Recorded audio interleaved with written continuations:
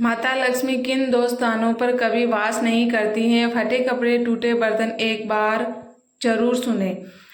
राधे राधे, जय श्री कृष्णा, हर हर महादेव। दोस्तों, कैसे हैं आप सब? आई होप आप सब अच्छे होंगे, स्वस्थ होंगे, मस्त होंगे, अपने जीवन में हर प्रकार की सफलता को हासिल कर रहे होंगे। दोस्तों, हम भगवान से यही आशा और दुआ करते हैं कि जो भी आपके लिए सही है और जो आपको चाहिए, ईश्वर वह सब कुछ आपको प्रदान करे। दोस्तों, आज की यह वीडियो बहुत ही ज़्यादा महत्वपूर्ण होने वाली है। एक बार माता पार्वती ने माता लक्ष्मी से पूछा, हे लक्ष्मी, मुझे यह बताओ कि ऐसे कौन से दो स्थान हैं जिन्हें तुम छोड़ देती हो, जहाँ तुम रुकना पसंद नहीं करती। माता लक्ष्मी मुस्कुराई और बोली, माँ, दो ऐसे स्थान हैं जहाँ मैं नहीं टिकती। जब कोई व्यक्ति इन दो चीज़ों को अपनी जीवन शैली में अपना लेता है तो मैं धीरे धीरे उसके जीवन से दूर चली जाती हूँ। वह इंसान चाहे कितनी भी मेहनत करे, उसे सुख की प्राप्ति नहीं होती है। पहला स्थान है टूटे हुए बर्तनों में भोजन करना।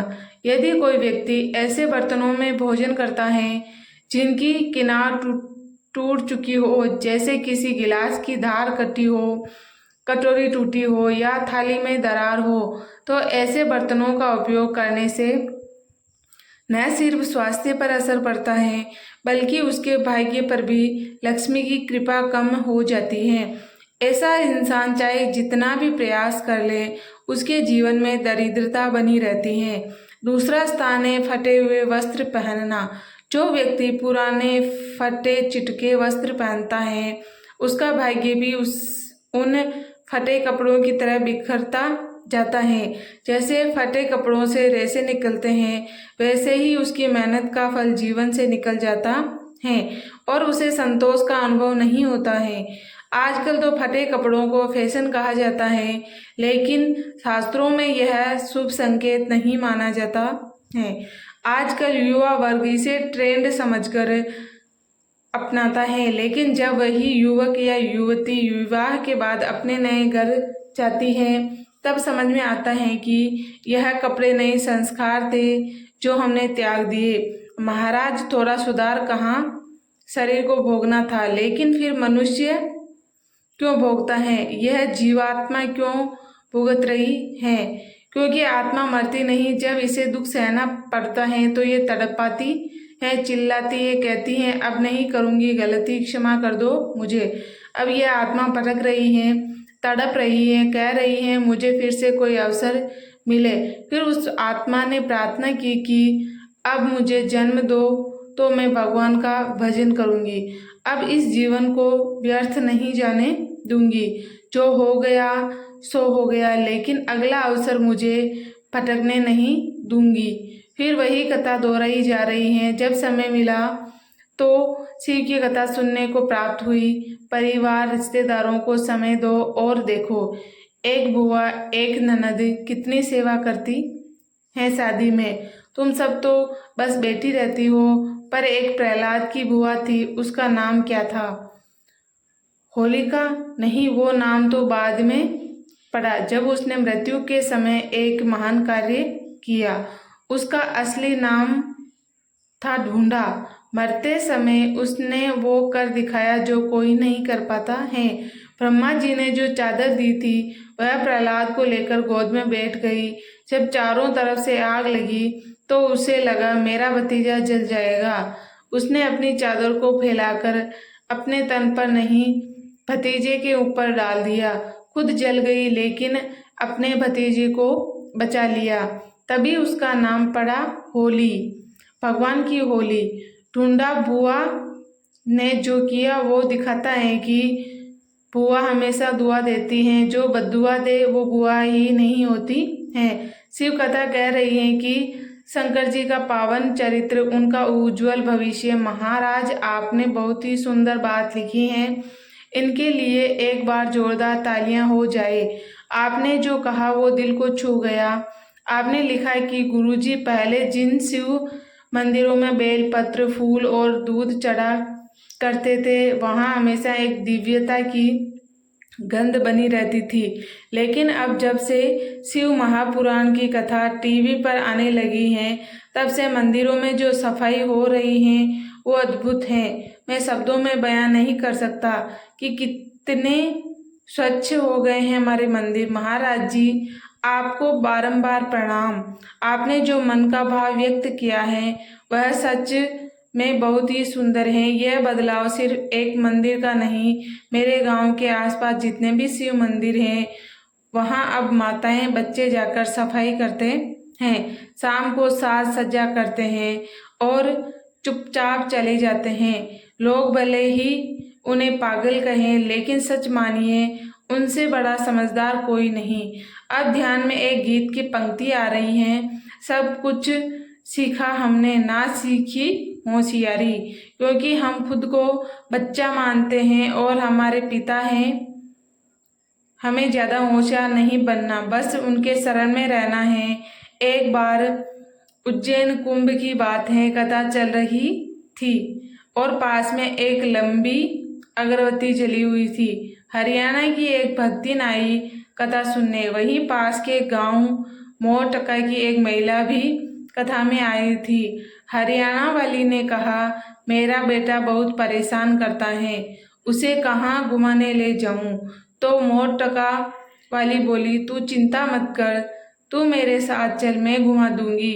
और वो सच में उसे अपने साथ ले गई। अब देखो निमाड़ी लोगों की लीला। मोरटका वाली उस बच्चे को पुलिस कैंप के पास छोड़ आई और हरियाणा वाली से बोली, अब तू मेरे साथ चल। बच्चा रोने लगा। तभी एक महिला पुलिस आई और बच्चे को थाने ले गई। नाम पूछा, वीरू। माइक पर अनाउंस हुआ, वीरू के पिताजी जहाँ कहीं भी हो, वीरू इस थाने में सुरक्षित हैं। बच्चा रोता रहा। हरियाणा वाली का मन दुखी हुआ। तब मोरटका वाली बोली, तू काहे चिंता करती है? उसको बिस्किट मिलेगा, कुरकुरे मिलेंगे, चिप्स मिलेंगे और फिर सब शांत हो गया। शाम को जब वो थाने पहुंची तब थाने वाले भी बोले, बहन दिन भर कहाँ थी? जवाब मिला, निमाड़ी वाली ले गई थी। लोग कहते हैं कि ये लोग पागल हैं, पर सच ये है कि जो भगवान की सेवा में लगे हैं उनके बराबर कोई ज्ञान नहीं। शिव महापुराण में भी यही सिखाती हैं, अगर आप भगवान के नाम में लीन हैं तो जब आपका समय कठिन होगा, मेरा महादेव खुद खड़ा मिलेगा। आप में से कितनी माताएं हैं जिनके घर से कोई रोज शिवलिंग पर एक लोटा जल चढ़ाता है? हाथ उठाइए। लेकिन कितने लोग जुट चुके हैं इस भक्ति से? खरगोन में जो शिव महापुराण की कथा चल रही है और जितने लोग टीवी पर उसे सुन रहे हैं वो सभी शिव मंदिर की ओर आकर्षित हो रहे हैं। तो हमने कहा कि पूछो उससे आखिर नाराज क्यों है?